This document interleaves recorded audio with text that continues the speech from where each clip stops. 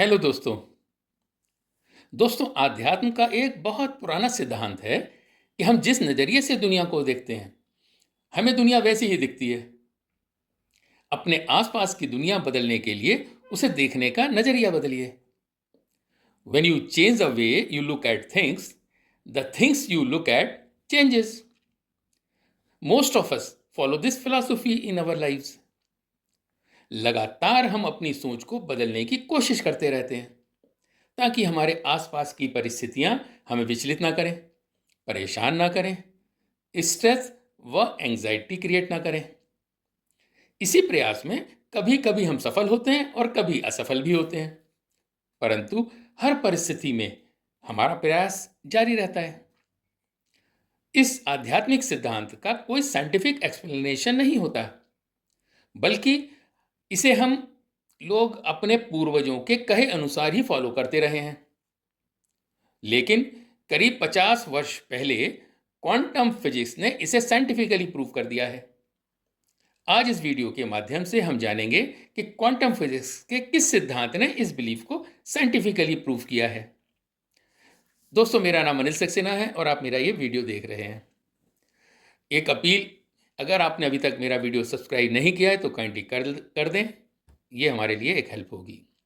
चलिए चर्चा को आगे बढ़ाते हैं। आगे बढ़ने से पहले हमें क्लासिकल फिजिक्स, जो आज तक हम पढ़ते रहे हैं, और क्वांटम फिजिक्स के डिफरेंस को समझना होगा। दोस्तों, जिन लोगों ने क्वांटम फिजिक्स को क्रिएट किया था, उनका मानना था कि अगर आप स्पिरिचुअल नहीं हैं तो आप क्वांटम फिजिक्स को समझ ही नहीं सकते, क्योंकि जब क्वांटम फिजिक्स डेवलप हो रही थी तब जो फैक्ट्स समझ में आ रहे थे उस समय उनको लेबोरेटरी के अंदर प्रूव करने का कोई भी साधन व फार्मूला उपलब्ध नहीं था।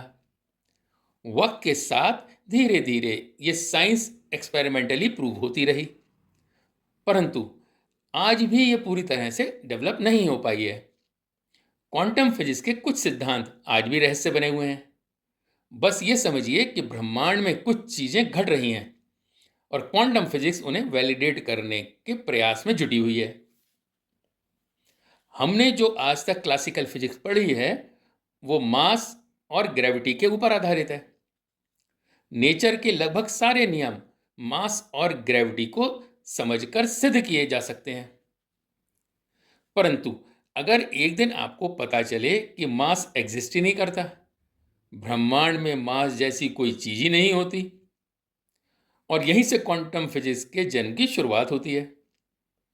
ये बड़ा फनी है दोस्तों, जादू जैसा लगता है, परंतु क्वांटम फिजिक्स ने इसे सत्य साबित कर दिया है।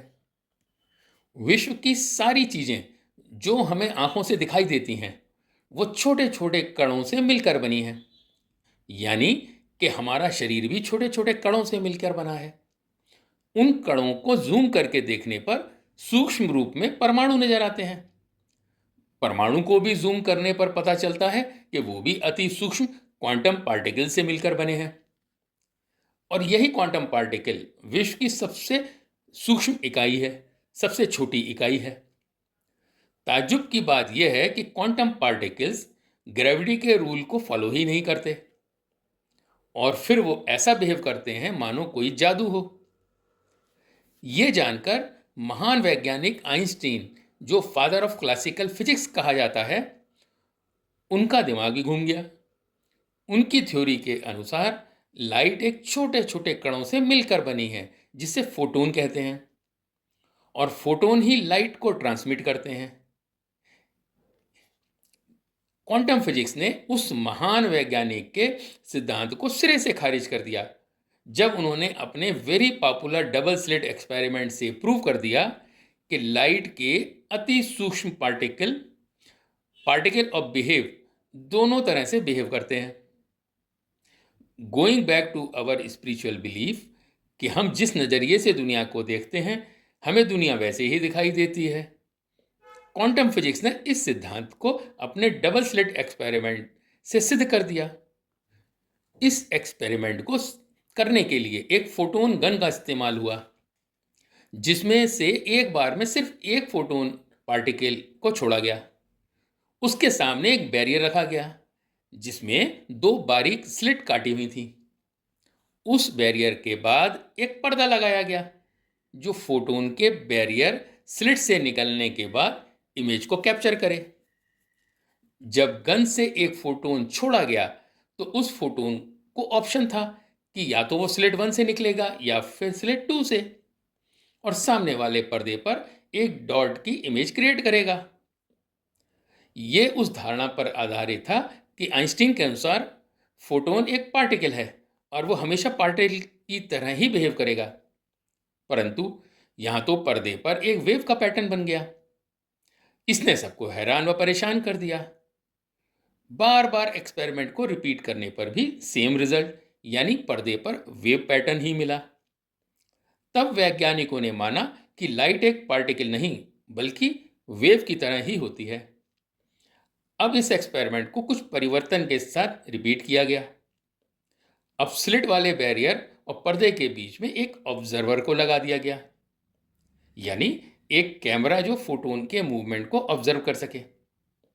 जैसे ही ऑब्जर्वर को लगाया तब पर्दे पर वेव की जगह एक डॉट बन गया। वैज्ञानिक अचंभित थे कि यह कैसे हो रहा है।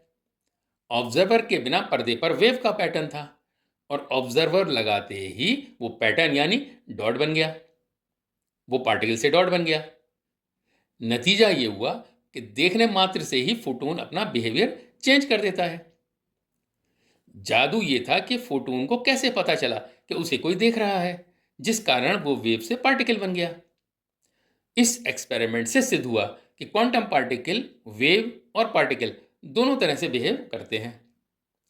इसी को वेव पार्टिकल डुअलिटी का सिद्धांत कहा गया क्वांटम फिजिक्स में। बेसिकली क्वांटम पार्टिकल्स एक वेव के रूप में ब्रह्मांड में एग्जिस्ट करते हैं, परंतु जब हम उन्हें देखते हैं, ऑब्जर्व करते हैं, तब वे पार्टिकल एक सॉलिड फॉर्म में बन जाते हैं जो हमें इस दुनिया में दिखते हैं। भागवत गीता के अनुसार भी दुनिया एक वेव या एनर्जी है। हमारे ऑब्जर्व करने पर ही वो रियलिटी बनती है। यहां देखने का मतलब दोस्तों ये नहीं कि मैं इन आंखों से देख रहा हूं। देखने का मतलब है कॉन्शियसनेस, यानी अपनी चेतना से देखना, जिसे लोग ब्रह्म भी बोलते हैं। गीता में श्री कृष्ण कहते हैं अहम ब्रह्मास्मि, यानी मैं कॉन्शियसनेस हूं, मैं सुप्रीम कॉन्शियसनेस हूं। अर्जुन भी कहते हैं तत्वम असि, यानी हे कृष्ण आप ही सुप्रीम कॉन्शियस हो, हम भी कॉन्शियस हैं, कॉन्शियसनेस है, हम सब ब्रह्म हैं। हम सब अपनी कॉन्शियसनेस से ऑब्जर्व करते हैं तो दुनिया हमें दिख रही है, वरना ये दुनिया तो एक वेव है, एक भ्रम है। क्वांटम फिजिक्स के अनुसार भी ये दुनिया एक वेव है। हमें ये रंग बिरंगी इसलिए दिख रही है क्योंकि हमारे अंदर कॉन्शियसनेस है, चेतना है, हम देख पा रहे हैं। इस सिद्धांत ने स्पिरिचुअलिटी के कॉन्सेप्ट को तो प्रूव कर ही दिया, परंतु क्लासिकल फिजिक्स को बड़ा तगड़ा झटका दिया। आगे दोस्तों अगले वीडियोस में हम कुछ और स्पिरिचुअलिटीज के कॉन्सेप्ट को क्वांटम फिजिक्स के प्रिज्म से डिकोड करने का प्रयास करेंगे। Thank you very much for watching my video. Bye for now.